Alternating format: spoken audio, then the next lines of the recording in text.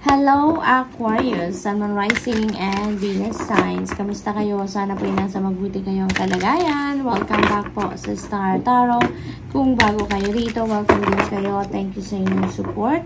I truly appreciate it. God bless you all. Tignan natin ang mga messages ninyo for today. I mean, this is for the week. Sorry. So, ayan. At ayan. So, napakaganda. Paunang trinket ninyo is the rabbit. Ayan. So, this is prosperity. This is good luck, no? Abundance, yung ganon. So, napakaswerte ninyo pagdating sa pangkaperahan ninyong aspeto, no? So, prosperity and abundance coming your way, Aquarius.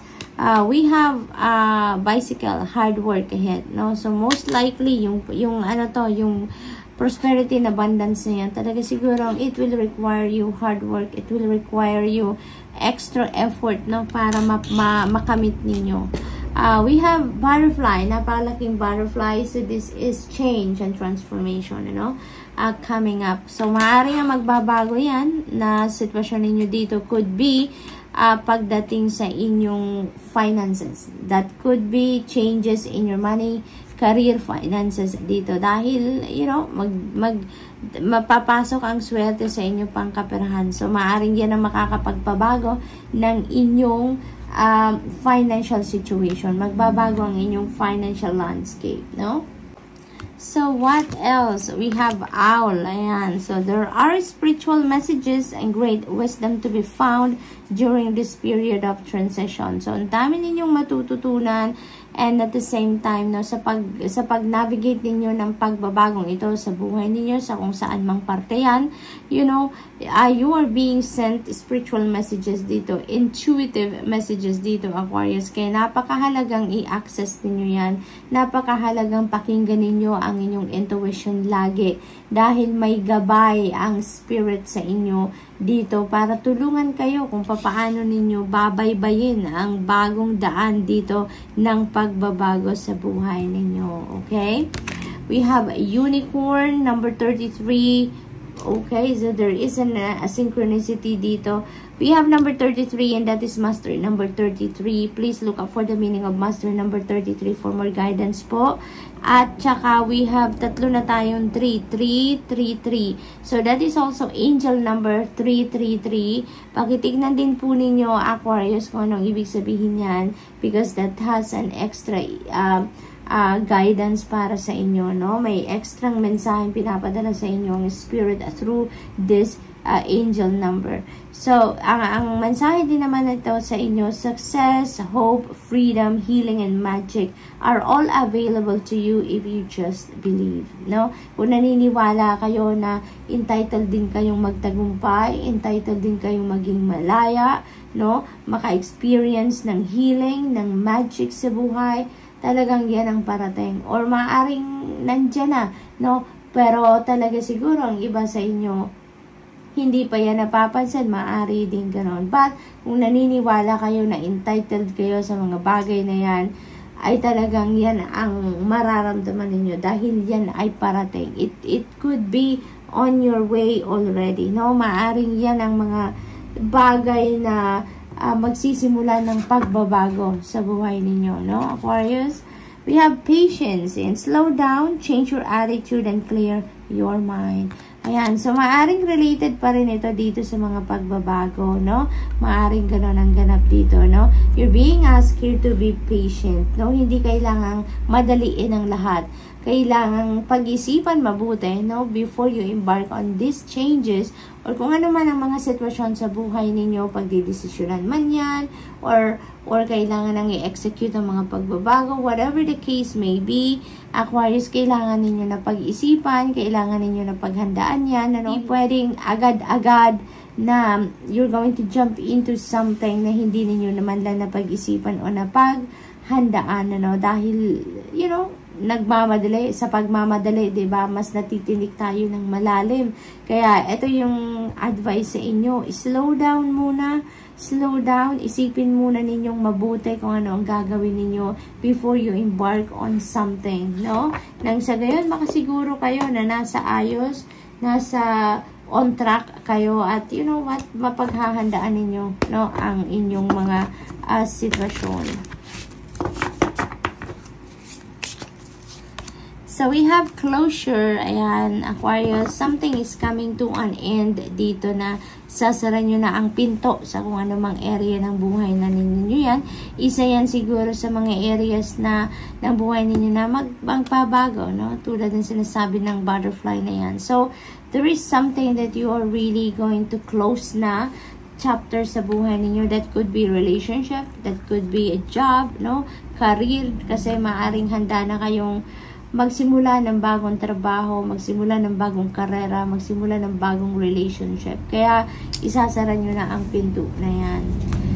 So, we also have forgiveness. Ayan. So, handa na kayong magpatawad dito, or maybe you are considering to forgive the people na nakasama or nakasakit ng inyong damdamin in the past. This could be related to this closure, no? Aquarius, siguro handa na kayong magpatawad ngayon dahil gusto na ninyong isara din yung pinto na to para nang sa gayon makapag-move on na kayo sa buhay, no? So, good luck to that. We also have trust. Ayan. So, dito naman, parang related din siya dito sa patience card. Kasi, this is asking you to be patient, no? This is asking you to be patient sa mga inyong ginagawa. You don't need to rush. Dahil lahat naman ng bagay, no, nangyayari according to the divine order and timing. Kahit anong pagmamadali ninyo, kahit anong pilit ninyo na mangyari, ang dapat mangyari or gusto ninyong mangyari, if it's not meant to happen, if it's not in divine timing yet, hindi rin naman mangyayari, diba? Kaya, hinihingian kayo dito ng patience and pagtitiwala, no?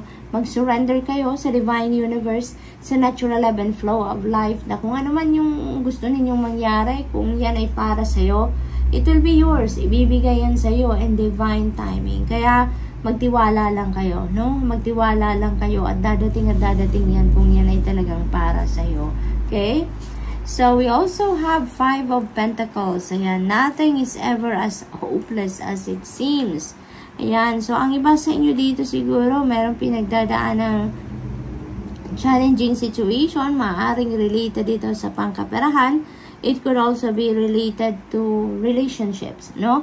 So, yung closure na to, maaaring ito yung related dito sa relationship. So, maybe ngayon talaga, siguro handa na kayong isara dito ang kung ano man chapter ng buhay ninyo dito related sa relasyon ninyo. It's because siguro hindi na naman ninyo nakikitaan ng pag-asa na magbabago pa ang sitwasyon for the better, no? So maybe makikita ninyo this is the end of it.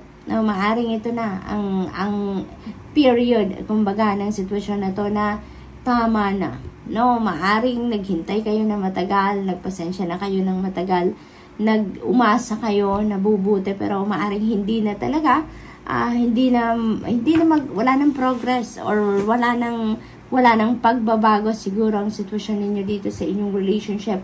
Kung ano mang klaseng relationship, not necessarily na romantic relationship lang yan. It could be other kind of relationship, no, na medyo siguro wala nang pag-asang magbago or wala nang pag-asang gumanda pa, kaya maaaring you're going to put an end to that na talaga, no? Maaaring yung closure na yan is related to that. So, we also have, most likely, talagang relationship ito, 3 of Swords. Ayan, so, maaari talaga na yung sitwasyon na to, iniyakan ninyo yan. Maaring, nagbigay pa kayo ng, kumbaga, panahon, no, para dyan sa tao na yan or sa relationship ninyo with that person. Umasa kayo siguro dito na magiging maayos pa or baka maayos pa. Maybe nag-exert kayo din ng extra effort dyan dahil baka, yun nga, umasa kayo na baka bumalik pa sa dati, no, na sitwasyon ninyo na nagsimula kayo sa kung ano mang klaseng relationship yan. But parang na-frustrate lang kayo dyan, no? Parang na-frustrate lang kayo dyan. Kaya, mas gusto nyo na ngayong mag-move on na.